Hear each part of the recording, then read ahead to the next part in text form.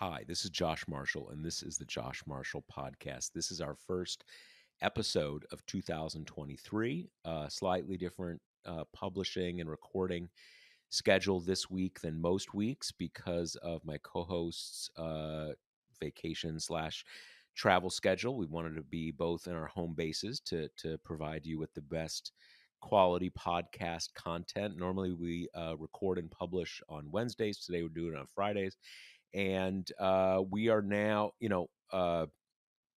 Tuesday was supposed to be, well, I'm losing track now.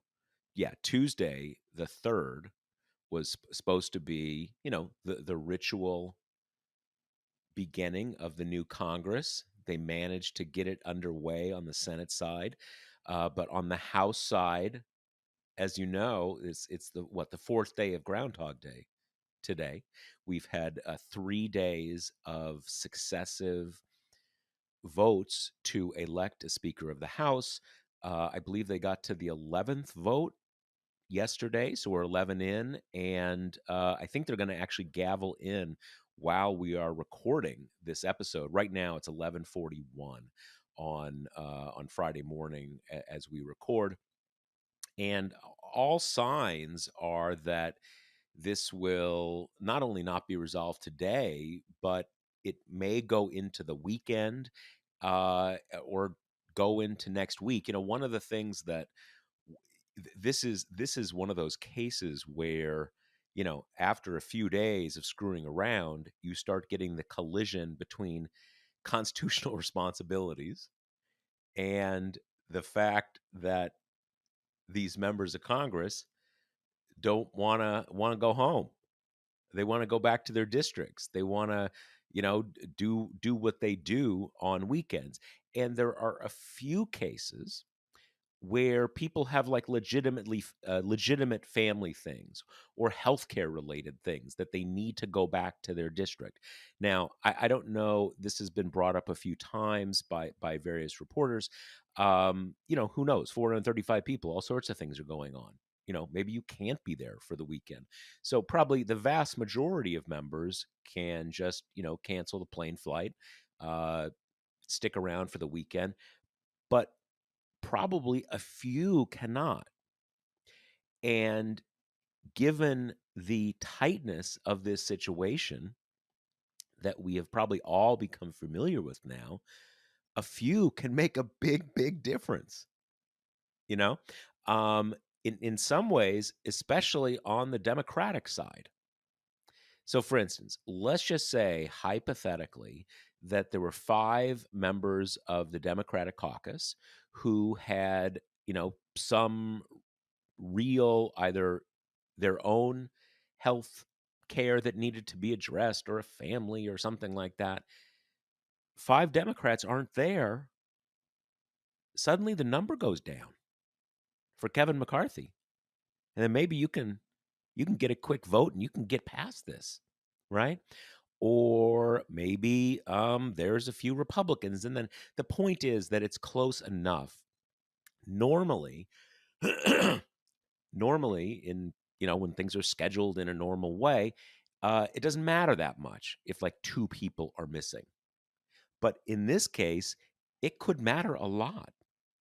And it has been treated as a given over the last few days. Well, sort of nothing has been treated as a given. And in some ways, as a certainly as a pure news event, it is sort of invigorating because you don't know what's going to happen. Like through the course of the day, on most of these days, it has not been clear what is going to happen. And I don't mean what's going to happen in the next hour. You don't know what's going to happen on, is Kevin McCarthy slowly, you know, grinding the opposition down, or is it ending for Kevin McCarthy? And we still don't know that. But as the week has gone on, and it's been, kind of clear that things are frozen more or less in amber. I believe it was only on the first day, I think I have this right, that there was any movement, that we quickly got to 21 uh, House Republicans not voting for Kevin McCarthy. You had one who was consistently voting present, 20 who were voting for, whichever rando they were nominating at the given moment. But it's held right there. So as it is ground on, it was treated as a given.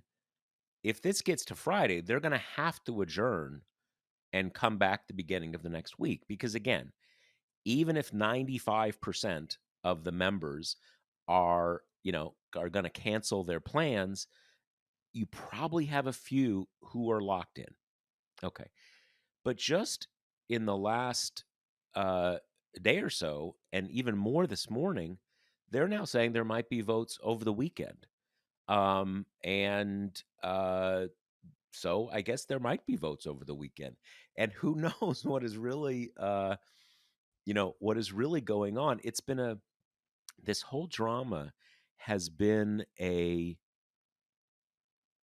funny exercise in the divergence between mainstream media coverage of what is happening here and the kind of coverage that you might get from TPM. And what I mean by that in this context is there's, if you watch the sort of CNN, MSNBC, the kind of all of the mainstream media coverage, there's a few crazies and they're just really stubborn and they want to humiliate Kevin McCarthy or they don't trust Kevin McCarthy for all these different things. Whereas we focus more, I think, on the structural issues.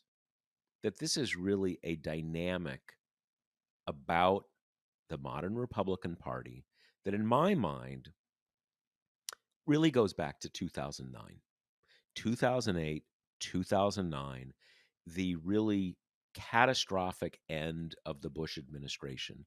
And by catastrophic in this context, I mean the overlapping realities of the disaster of the Iraq War, the financial crisis, George W. Bush's extreme lack of popularity at the end of his term that really discredited what the Republican Party had been for at least the previous 8 years, et cetera. Then you have the Tea Party, and you kind of get in this modern era. And I've discussed this basic way of looking at it a number of times in the editor's blogs. I'm not going to get into it again here, but that is, I think, really that is the story. This isn't about Kevin McCarthy. It's not about trust. It's not about specific things. It's about this balkanized party that is really a revanchist sectarian party that has taken over the husk of a dead center right party of government.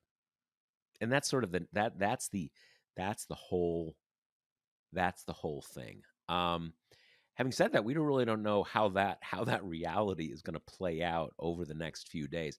My best guess is that Kevin McCarthy is, in the narrowest of senses, winning this.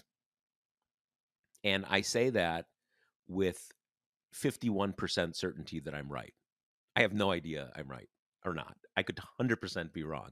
But if you press me, it seems to me he is his group is solidifying rather than weakening. And I don't really know where that leaves us exactly, since it doesn't seem like the 20 people are weakening. But that is where we are, and that's what we're going to discuss today. But before we do, let me remind you of something, and that is, what is that? It's that the Josh Marshall podcast is brought to you by Grady's Cold Brew Iced Coffee. If you're heading out to grab coffee, stop what you're doing and go for Grady's. Packing quality, flavor, and convenience into a pouch, Grady's Cold Brew Kit makes 36 servings and can be enjoyed for as long as 2 weeks after you brew it. Made with best-in-class ingredients, Grady's gives you that better-than-coffee house flavor without the long lines or the big price. Perfect for home, your office, your home office. Just add water and steep for fresh cold brew on demand from your fridge. Hear that? It's your refrigerator congratulating you for making such a great decision. Ready to give it a swirl? Get 25% off at Grady'sColdBrew.com with promo code TPM. That's Grady'sColdBrew.com with promo code TPM.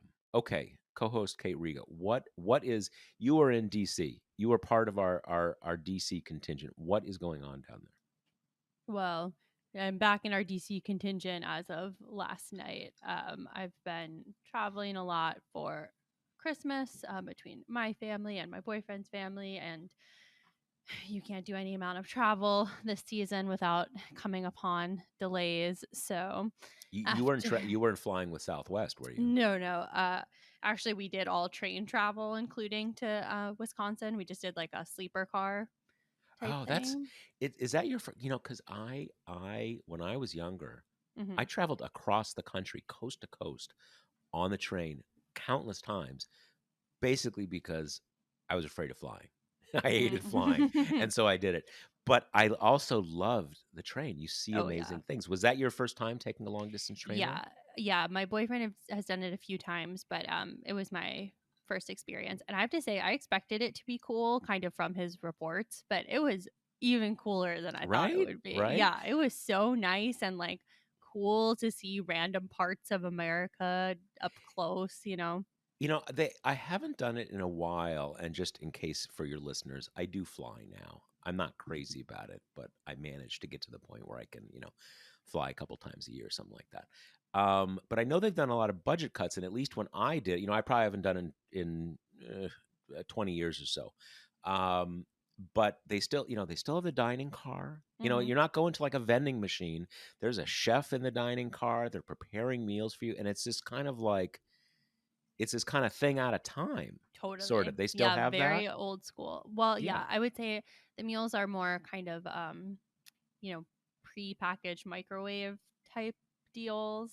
All right, so Um they've reined that in a little bit, yeah, unfortunately. even though I was still really excited because we got our menu and, complimentary alcoholic beverage with dinner, I thought was a nice You're touch. still And then, seating, and you seat and yeah. tableware and all that kind of stuff. And honestly, one of the nicest parts for me, because I kind of worked patchily amidst this, trying to work on days where I wasn't going to struggle to get internet and everything. But you get access to like the first class lounge if you're in a sleeper car when you Mhm. get to the station. So, Right. in Chicago, the whole time I had been kind of nervous about having enough internet to work and everything like that. But in this lounge, there was classical music and bottomless snacks and outlets and all this kind of stuff. So No, that it's was a nice perk too. that's one of the things about it, because that still is the same, I think, with train travel. Because this was mainly when I was in college and the first couple years out of college. So I rarely had enough money to get a sleeper car or go Hmm. first class, but I did a few times. And it's really it's an example there of if you're coach and you got a layover in Chicago, man, it's like Midnight Cowboy, right? And you're kind of like sprawled out on a Yeah. chair. But if you're in first class, it's like it's first class. It's Hmm. nice. They're taking care of you. Yeah, it's So how the it's, other half lives. that's the class war on Yeah, in exactly. in America's rail service. Yeah. So, I had been checking in on the vote, even on my days off to just kind of make sure that I wasn't needed. Um, as, we're wending through the hills of, middle Pennsylvania or whatever. And oh my God. I mean, I think going into this, right? If you had asked us last week, we would have said we have long expected this to be a shit show, right? Like, there, we knew that the kind of hardliners were going to be, this is everything they love, right? It's drama, it's a chance to get on TV, it's a chance to kind of like stick it to leadership. It's ideologically, unpinned to anything specific. It's just kind of everything that they like. Um, and beginning of the new Congress. So there's the first day of school, excitement over top it. So I think we knew it was going to be bad. I, speaking for myself, did not realize that Team Kevin would go in so utterly planless that kind of the best strategy they could rustle up was just to the war of attrition thing, like keep voting until maybe question mark it works, or people get tired of being there, resulting in, as you say, 11 back to back votes where the headline to each is, and Kevin McCarthy again fails to win the gavel. And the thing that's, I think, just so poetic justice about this moment is, we've said it a bunch before, but Kevin McCarthy has empowered this faction of the party for years. I mean, that's been how he's taken control, right? He doesn't try to rein them in. He basically lets them run things, and that's how he tries to stay amenable to everyone. And now that practice is just so directly coming back to bite him, because now he finds himself in a situation that, you know, countless Democrats have, that Obama has, that, Senate Democrats have, this situation where he's basically trying to figure out, like, okay, what do you want? What do you guys want? And the reality is, and the reality has been, since at least the Obama presidency, they don't want anything. This isn't about policy. This is about taking a scalp, getting a lot of media attention, getting to kind of put this sheen of, independent bucking party leadership on top of what is actually just kind of petulance, and getting to call that a policy position. So it's so poetic that he is now so thoroughly and humiliatingly reaping what he sowed for years to put himself in this position. Well, in and one part of that is that, you know, he made the decision that he was not going to be John Boehner and not going to be Paul Ryan because he wasn't going to dick around with them. Hmm. He would just say, "What do you want?" And I will give it to you. And that's how we're going to resolve this. I will be your, I will be your advocate. I will be your guy. And the paradox is, by giving them everything in advance, all he had left to give them is him. He was the last thing that they could, nail to the wall. And that's really the essence of it. And that's why, you know, it's good if you check out TPM every few days, cuz this isn't about trust and Kevin McCarthy. That's bull. You know, you trust or not trust, that's not what this is about. That's not what this is about. They trust Steve Scalise more. No, this is just a basic structural thing. And this tiny margin has sort of forced it to the fore. Um, and and here we are. And one thing, if for those of you who may not remember, to understand what McCarthy is doing here and doing, to Kate's point, probably gives it more of a sheen of strategy than it actually has. It is, in 2015, he was John Boehner's deputy. He was the majority leader. The majority leader becomes speaker. Period. That's how it works. Boehner leaves. It's McCarthy's next. People were like, Kevin McCarthy, what? And then he gave a couple interviews where he was really clumsy. Like, he gave an interview and he said, in essence, yeah, the Benghazi thing that wasn't real. That was just about kind of, bruising up Hillary Clinton. And all the Republicans were like, dude, what? Like, how did you say that? And so the key wasn't in 2015. The key wasn't, oh, we don't trust Kevin, or Kevin is a rhino. It was partly the Freedom Caucus, which had, in essence, just dispatched John Boehner. But it was also that the other people in the caucus, a lot of people in the caucus, were like, we're not sure you're really ready to be speaker. I'm not sure you can be our spokesperson. So, in a kind of a massive humiliation, they said no, and we're going to get Paul Ryan, who really was not looking for the job. He was budget chair, I believe.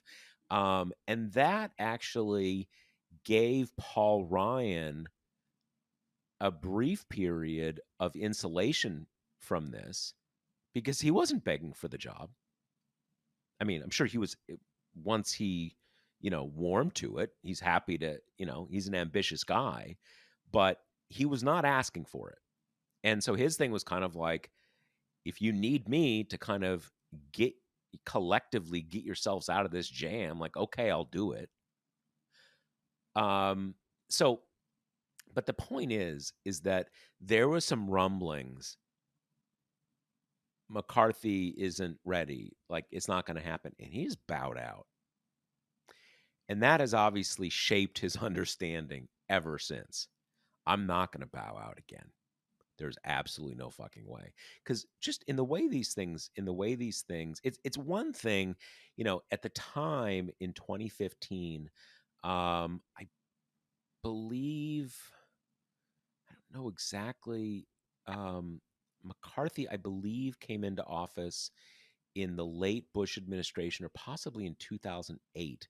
He'd only been there for like 7 years, right? So you can kind of say, all right, I was majority leader, but I was a pretty new guy. Maybe it wasn't quite my time yet. So you can kind of absorb that humiliation once. But now it's 7 years later, and he has been the majority leader and then the leader ever since. If he gets passed over now, he's got to leave Congress, and his political career is essentially over. You certainly don't go back. You have Steve Scalise jump over you and go back to being majority leader. That's just too much even for a Kevin McCarthy. And you don't just go back, oh, I'm just going to go back to being like some rando who runs a subcommittee. That's not how it works. You're out. You got to leave. It's too embarrassing to stay. He's not going to run for Senate. He's from California. So, like, is he going to run for governor? No, he's from California. So, unless he wants to do what every other Republican does now and relocate to Florida, he's done. So, he's all in. And, I what Kate said is 100% right. But I don't think he had any choice. They were saying no. And he made the calculation kind of like, okay, I say no too. I'm not bowing out. So we're just going to kind of run straight into this, meat grinder and just see what happens. And we are seeing what happens. And that's just kind of where we are. And, if anything, I kind of respect and Kevin McCarthy are two very distant realities in my, in my cosmology. But I don't know. Got a certain respect for him just saying, like, fuck it. I'm not going anywhere. And do you, backbench person, do you want to tell me to leave? Tell me. Or Steve Scalise, you want to tell me it's time? Tell me, Steve, because I'm not fucking going anywhere. And that's kind of where we are. And his I think his support is stiffening rather than loosening, not so much because people are crazy about him, but because they know they don't want to give in to these people. And that's kind of where we are, I think. Well, and I think also the kind of the fundamental card in his hand is just who better, right? I Yeah. mean, because I do think if there was some kind of figure who was seen as this like big up and coming star who represented a more, not that Kevin McCarthy is a centrist by any means, but who kind of was more of a piece with the right wing of the party, maybe that would provide like a legitimate rallying point. But what we've seen now with these various people that the hardliners are kind of just tossing up to rally around is like the biggest stories you kind of see about them are, a guide to who Byron Donalds is, right? Like from the local papers because people have never heard of these people before. There is some amount of thin bench here to pick from in terms of kind of who is this quote unquote consensus candidate. And some of that is just because the Republican Party is just so rent right now. You can't pick anyone kind of from the same middle track because the right wing wouldn't have it. And then what is it going to be, Jim Jordan? Like it's just they're the party's in such a state that there's just not a good successor. And of course, could it be Scalise, what, David Duke without baggage? Maybe, sure. But also by this point, it's also kind of hard to see him as anything but almost of a piece with Kevin McCarthy because Yeah, they have how is been he? together for so long. Totally. He is indistinct. I mean, it is the only thing in Scalise's favor is that when Kevin McCarthy got to Congress, he was just kind of a chamber of commerce, low taxes Republican. He wasn't a Tea Party or so. That's he's from Bakersfield in California. And that's kind of what you get in from Bakersfield. Steve Scalise, as you said, came in as a much more conservative guy in Republican politics.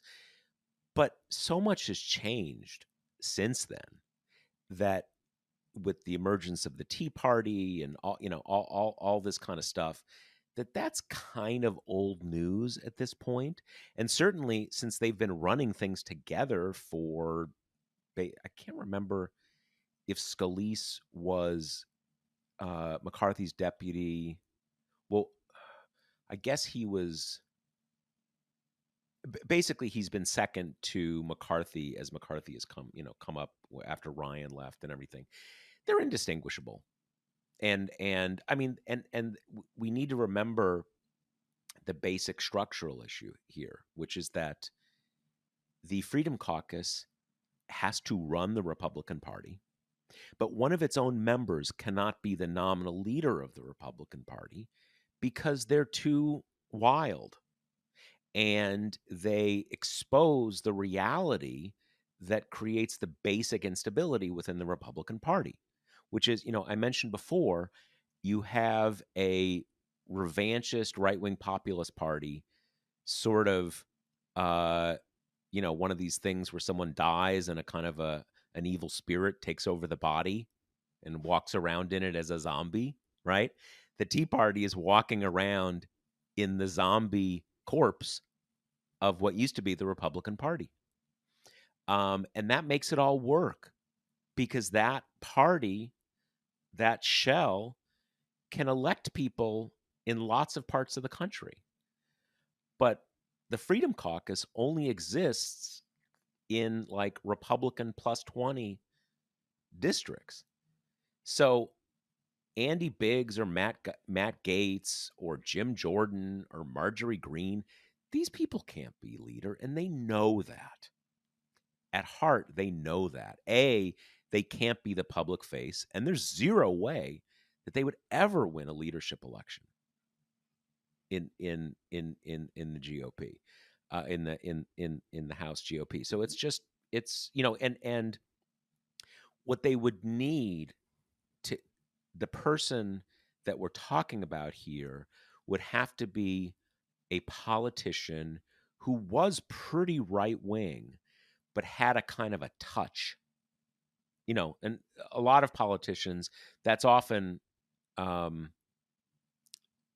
the power of a certain kind of politician, where substantively they are pretty right wing or are pretty left wing, but they just have kind of a common touch that they don't feel that way. But that person doesn't exist, not in the House GOP.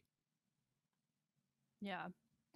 And so our kind of latest thing is that we know this morning the House Republican conference had a conference call, which is kind of notable in and of itself because all the members are here, right? They've been here for days, and it's telling, I think, that McCarthy and co want to avoid the dramatics of an in-person hearing for an easier to control conference call. And we know from that call, basically, McCarthy said the same thing he said coming to the Hill this morning, which was, we've made progress. Things are getting better. There might still not be a deal today. So Well, and let's just briefly play out for listeners why that's better. A conference call, when you want someone to stop talking, you just push the mute button Right. and put on someone else's. You don't have the situation where it kind of you're never really in control of a meeting in a big room with 200 plus people. On a conference call, you control the mute button, so you're really it's a one-way thing. Right. And it's just what a start to this Congress. You have Democrats who just lost the House and, like we've been talking about, by much less than expected, but still, they lost their majorities. That's generally not a happy time for the party, but you've got them, like eating popcorn and kind of tweeting out their glee and everything. And what a time for Nancy Pelosi to hand over her gavel. I mean, could there be kind of a better episode to cement her legacy as a incredibly competent whip and legislator? Um, so you've got all this happening while Republicans are running around uh, trying to spin this as debate is healthy, democracy is healthy. And meanwhile, the other parts of what a House member does are starting to be threatened as well because, obviously we think about it all from the political lens, right? They can't take up legislation, they can't organize their committees, they can't put together a rules package. But then you've also got the piece of House members do constituent services. They help constituents oftentimes navigate, federal agencies or do other kind of things like that. That is in limbo whether that can happen or not right now. Pretty soon we're going to get to a point where staff is going to not be paid. It's just none of the Well, wheels can start without a and speaker. on the constituent service, I Mhm. think that it's not in limbo. It's actually not happening. Like I don't know exactly the details here, and I'm curious if they're really unable to deal with it informally. But there has at least been pretty solid reporting that when a member of Congress, reaches out to, or a staffer of a member of Congress reaches out to like the IRS about a constituent issue, the IRS basically says, "We're really sorry, but you're not a member of Congress, so we can't do anything." Well, it's been mixed. So Okay. they're taking the IRS as a good example because they are basically saying we're not going to send the delicate taxpayer details before you're a member, which kind of makes sense. You're going to Right. want to wait on that, but they said you can also their liaisons can help with kind of new and existing casework, but there is that kind of confidentiality Right. Okay, divide. that makes sense. I was Yeah, wondering, it does seem like a bit of standing on principle. Like I'm right. not sure. It's not like there's, Yeah. I mean, you and know, then you have like there was a Republican representative last night who sent Biden an angry letter being like, how dare your agencies not do more to help us serve our constituents? To which I assume Biden would respond, well, elect a speaker, right? And then kind of get rid of all these hiccups. Um, well, yeah. it's also true well, it's so absurd. There's nothing there. The House can do whatever it wants. There would be nothing stopping taking some complete rando backbencher who obviously has no real power, who has no ambition to be speaker, and saying, "We are going to make this guy speaker for 2 weeks." And he is then going to swear everybody in. He is going to set up all the committees. He's going to get everything underway, and then in 2 weeks he is going to resign, and then we are going to kind of duke it out again, having a speaker election. Only then we'll all be members of Congress and there will be committees. But clearly that is not happening because the people holding things up, it's a feature, not a bug. You're trying to break things. You're trying to create an unworkable situation. So the idea that you would have cooler heads prevail and say, "Look, let's punt it, get the house organized in the technical sense of the word, and then we'll come back to this." Of course they don't want to do this because this is what they do. They want to break things. They want to create a a dysfunction. And it's telling. There was a tweet from Matt Gaetz a couple days ago. I think it was after the first day, maybe it was after the second day, where he basically said, "All right, we're still voting for speaker, but this means kind of until it happens, no more money for Ukraine and no more you know basically saying, "Great, we've basically shut the government down." So that's good. So we're not in a rush because we don't want the government to function at all, which is fundamentally what this is about. It's so encapsulated by, now former Representative Madison Cawthorn's only hiring a comms team and not a legislative team. It's that same dynamic. I mean, these people, they want to troll and they want attention for trolling. And that's exactly what they're getting. So any idea of like, maybe they'll put this aside so we can get back to the business of running the country. It's like, who are you? I mean, have you watched these people at all? What interest do they have in that? Totally, totally, Not totally. exactly public servants. Yep. So there's one piece of this. I'm going to pull in one of our questions early to get into this because there's been a lot of different uh, theorizing and thought bubbling about what role Democrats play here if Republicans keep being unable to elect a speaker on their own. So we'll start with this question from Dwayne, who says, is there any chance that Democrats, knowing that Jeffries will never actually win the speakership, would recruit a moderate Republican, knowing that they only need to persuade a handful of other moderate Republicans to support them? So this is basically the theory of bring a palatable option to Democrats to the table so Democrats will provide the votes combined with the sane Republicans to elect a speaker. And this has been going around kind of a bit. And I actually listened in on a No Labels call on Wednesday with Representative Don Bacon about this, and of course Joe Lieberman was there. And it's funny to listen to it because it was all of this very kind of Kirsten Cinema esque talk of like people want a bipartisan option. People want kind of what seems like a never Trumper Republican who can win the Democrats over and who will win the Republicans, and like that's how we'll do it. And that is just so erasing the part of that situation, which is you're asking Democrats to help Republicans out of a self-inflicted catastrophe, mostly centered on a man who has never sought to help Democrats in any kind of way. And you're expecting that they're going to do that without concessions that would make the deal most likely unpalatable to Republicans. I mean, we're in a situation where Democrats would be fools if they agreed to give any votes for anything less than, like chairmanships of committees. Like they would have had all the leverage here. And it's just so, I think, a little too West Wing to think about, Democrats just kind of like lending their votes as a sign of democratic goodwill.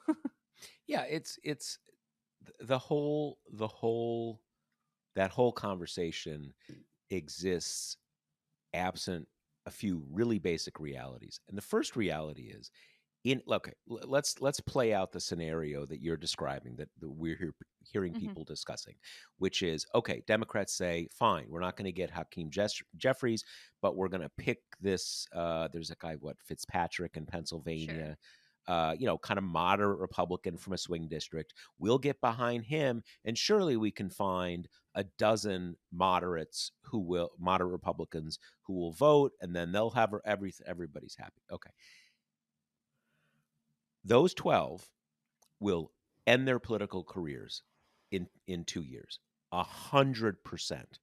That is at least as bad as voting to impeach Donald Trump. Mhm. Their political careers will end, even if they would like to do that. Even doesn't none of that matters.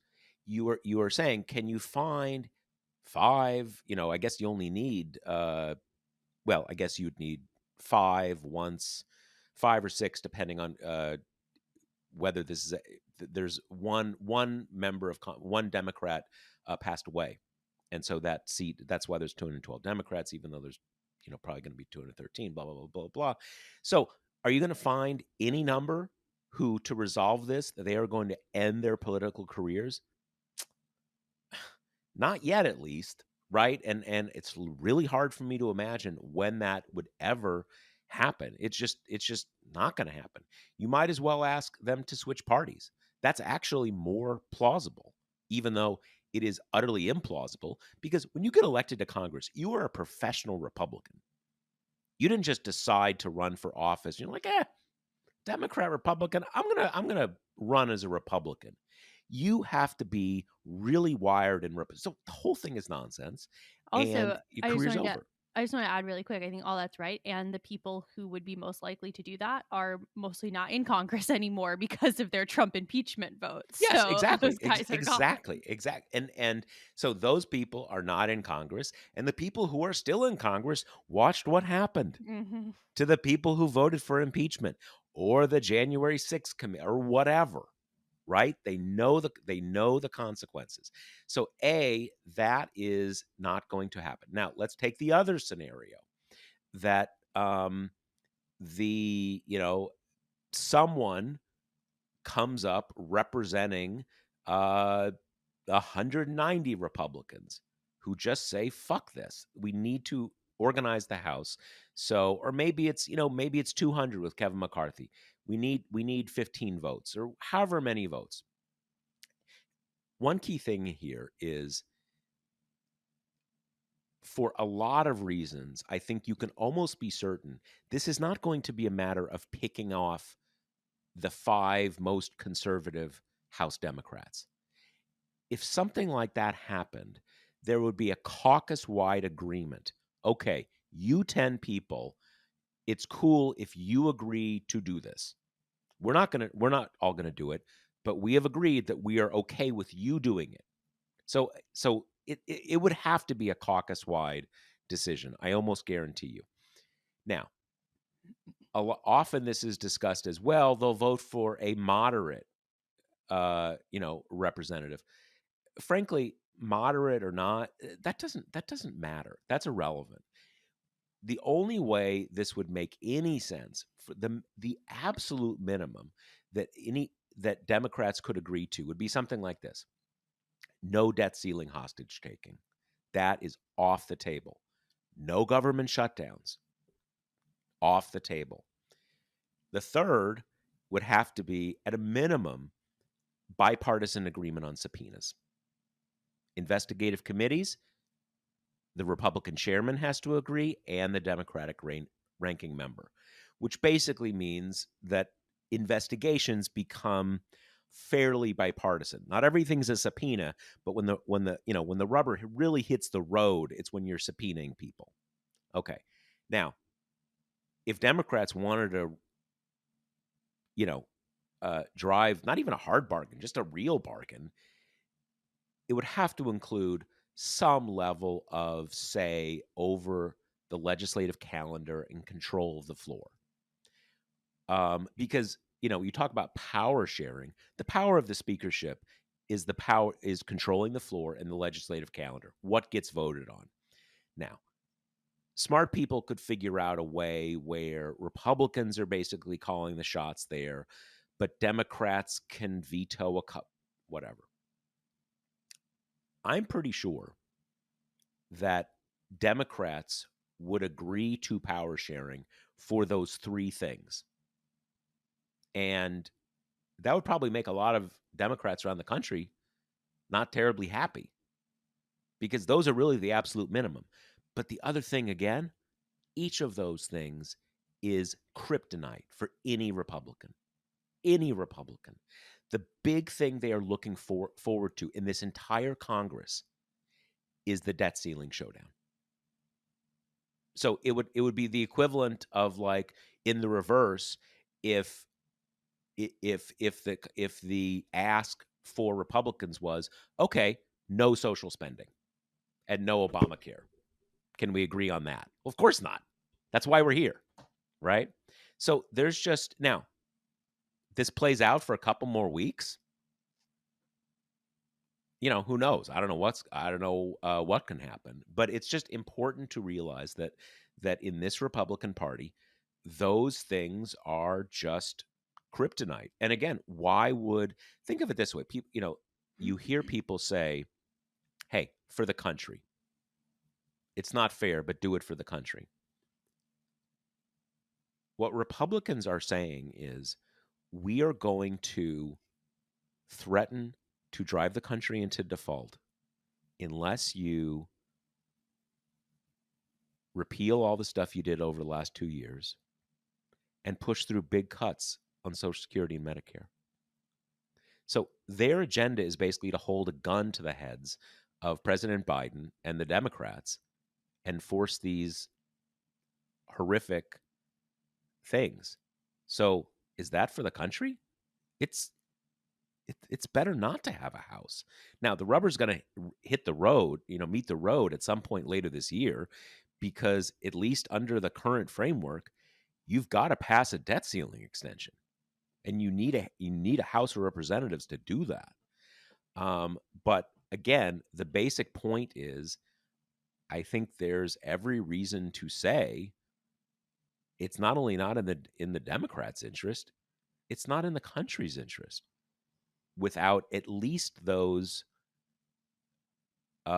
commitments that you would have to find a way to make them, enforceable commitments, not to have legislative hostage taking and terrorism. Yeah.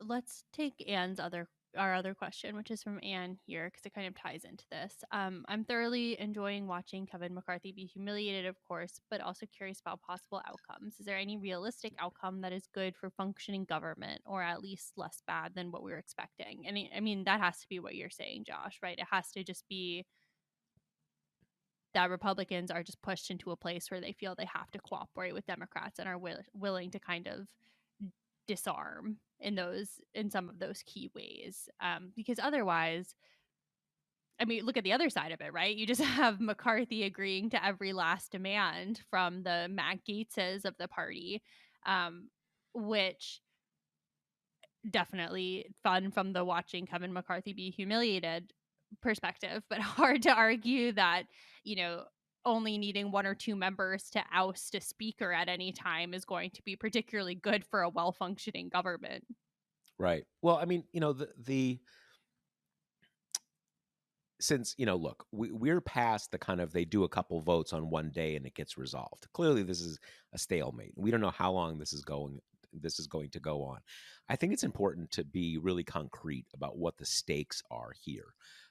Obviously, this is a total shit show, and it just shows as clearly as can be shown the GOP is just incapable and unwilling to govern. But what are the consequences? In the short term, there aren't a lot of consequences. You're hearing stuff about, well, what if there's a national security emergency? Well, the House doesn't deal with national security emergencies. The president deals with national security emergencies.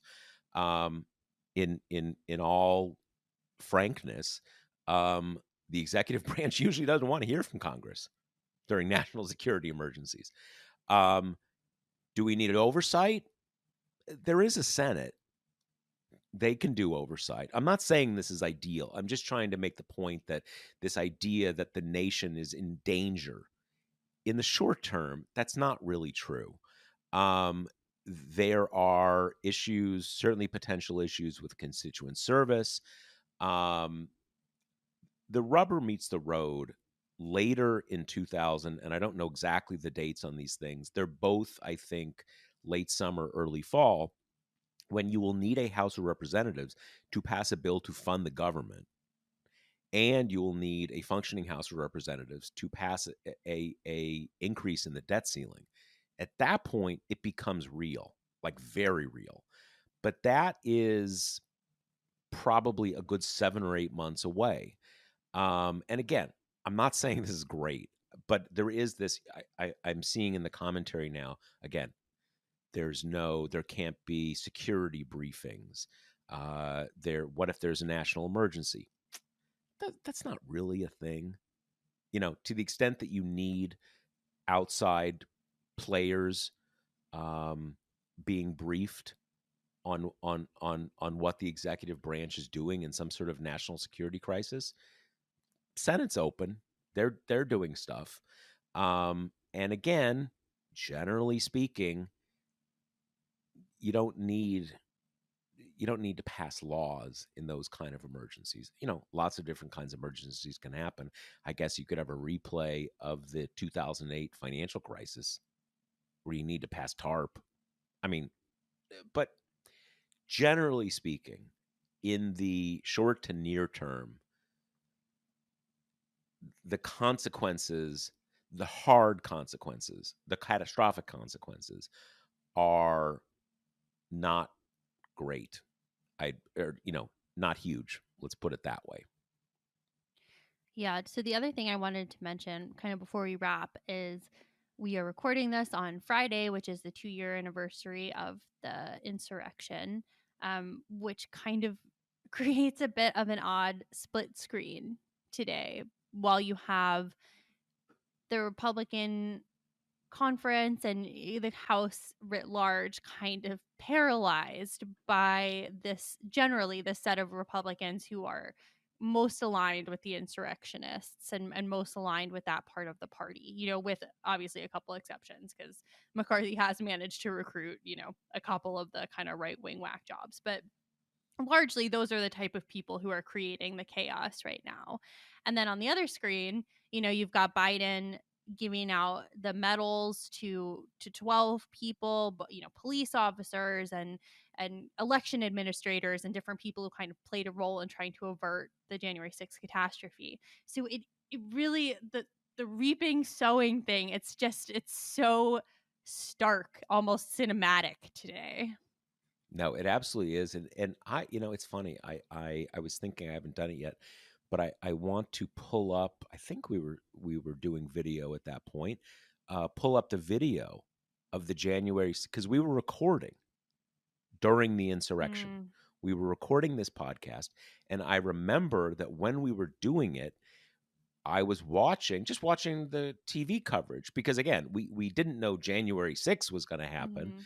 but we knew it was going to be a pretty news packed day, right? We knew it was going to be a bit, wild, as the former president prophetically put it. And I remember during during our recording, I saw what we now know as the insurrectionists kind of, uh, sort of, pushing back and forth on the barricades Mm. in front of some police, and I think pushing the barricades down. And I remember saying something like, "Wow, it looks like it's getting a little intense, like it's getting a little out of control." And obviously, no, that happens sometimes, right? There's a police cordon and there's a little jostling or something like that. But it just reminds me, that just puts that moment reminds me how things quickly went from just normal to really not normal, as we all, as we all know. And just because we were recording, it's sort of, preserved in amber, as it were. I mean, um, I think I'm going to go back and look, and maybe I'm recalling it a little differently. It's possible that the part I'm remembering was actually, when we had our headsets on and everything, but maybe we hadn't started recording. I don't remember exactly. I think it was when we were recording, but who knows? You can do your own, good listener. You can do your own detective work and see the quality of my memory. But yes, this was 2 years ago, and things got really weird, really fast, and really bad. And Yep. it's worth remembering how crazy that was. Mhm. Yep. So we'll continue to to watch and report. Seems like we're in for many more days of this. Yeah, it's just I flipped on the TV feed as we were talking, and I believe they just moved from, the nomination speechlets to actual voting. So now we are on, number 12. We're up Oh, to a dozen. awesome. He's got This is the one you've been waiting for. yeah, McCarthy's got a whole carton of eggs right here. Mhm. Okay, well, that is our show for today. Let me remind you that the Josh Marshall podcast is brought to you by Grady's Cold Brew Ice Coffee. You can get 25% off if you use the promo code TPM when you go to Grady'sColdBrew.com. That's Grady'sColdBrew.com with the promo code TPM. You get 25% off on not just your first, but your 10th, your 100th, your 1000th order of Grady's Cold Brew. So I All guess right. that's it. That's all we got for this week, folks. See you next week. Later. The Josh Marshall podcast is hosted by me, TPM reporter Kate Riga, and TPM founder, editor-in-chief Josh Marshall. The show is produced by Jackie Wilhelm. Thanks to Why Not Jansfeld for our podcast theme song, and thanks to all our TPM members who make this possible. Rate and review us on Apple Podcasts, and subscribe wherever you listen.